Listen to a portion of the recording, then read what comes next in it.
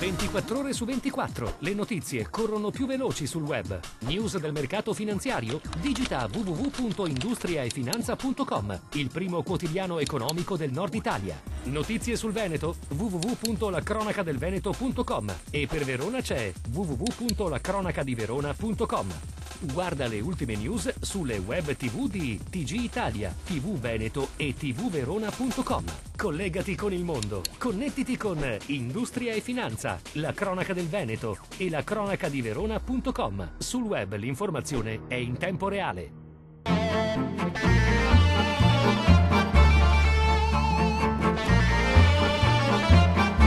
Il Veneto è la quarta regione italiana per consistenza del fenomeno immigratorio, con provenienza prevalente dall'est europeo e dall'Africa.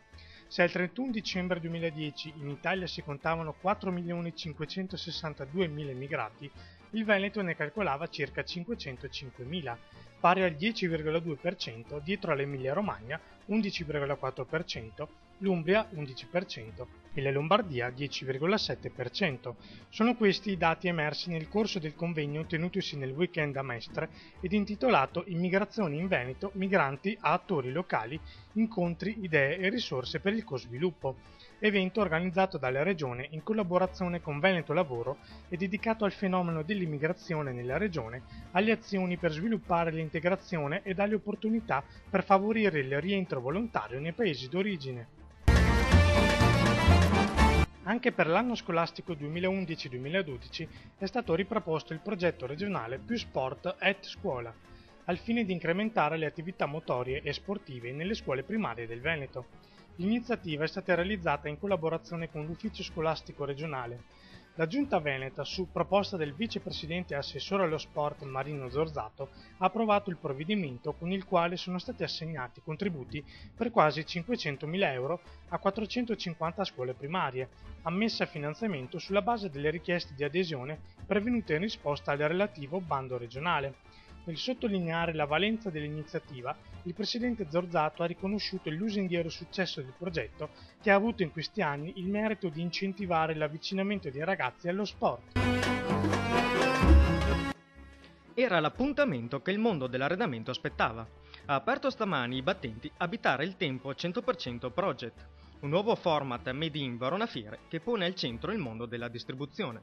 40 seminari tenuti da esperti di settore, un grande convegno inaugurale, 4 grandi sale allestite nei padiglioni, 200 aziende espositrici e 50 grandi marchi del design presenti.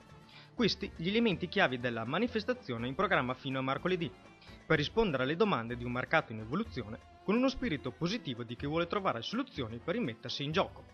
Aver tagliato il nastro e vedere come è cresciuta questa prima edizione di Abitare il Tempo nuovo format è davvero un'emozione, perché troviamo dentro la realizzazione di quello che è stato un concept per oltre 9 mesi, che ha visto un grande lavoro di studio con le aziende e che adesso vede la realizzazione di questo progetto di collegamento fra il mondo della distribuzione e il mondo della produzione di alta e media qualità, quella che oggi ha più difficoltà a dialogare con la distribuzione. Le città meno insostenibili sono a nord del bel paese. Belluno, Bolzano e Venezia le città che si piazzano in testa alle 3 scale dimensionali. Tra le grandi città spicca Venezia, che primeggia per meriti congeniti, con un basso tasso di motorizzazione e buoni livelli di trasporto pubblico. Tra le medie città primeggia invece Bolzano, che solo in un paio dei 25 parametri analizzati da Legambiente sopravanza le altre 103 città esaminate. Stesso discorso per le piccole città, dove Belluno si lascia alle spalle gli altri comuni. Verona è invece la campionessa in tema di sicurezza, ma molto meno attenzione è stata posta ad altre criticità, come emergenza smog, incidenti stradali e trasporto pubblico.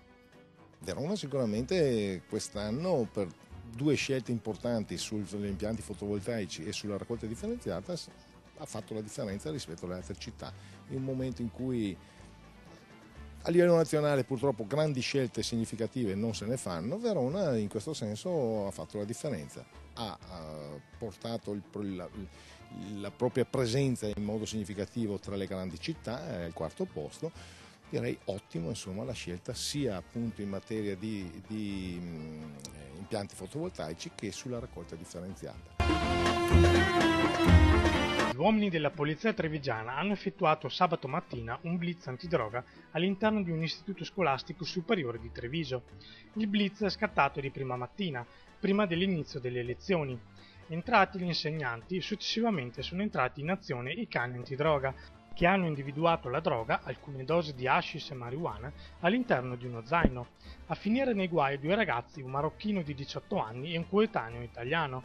La droga era già pronta per il consumo e destinata ad essere spacciata nell'ora di ricreazione. A far scattare l'intervento della polizia è stato il preside dell'istituto. Banche italiane prime in Europa.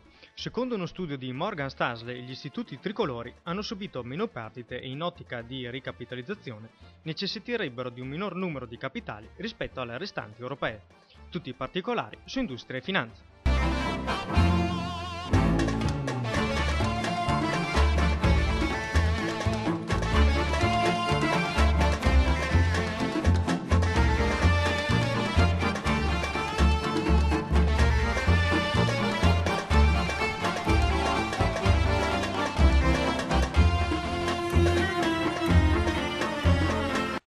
24 ore su 24. Le notizie corrono più veloci sul web. News del mercato finanziario? Digita www.industriaefinanza.com, il primo quotidiano economico del Nord Italia. Notizie sul Veneto? www.lacronacadelveneto.com, e per Verona c'è www.lacronacadiverona.com.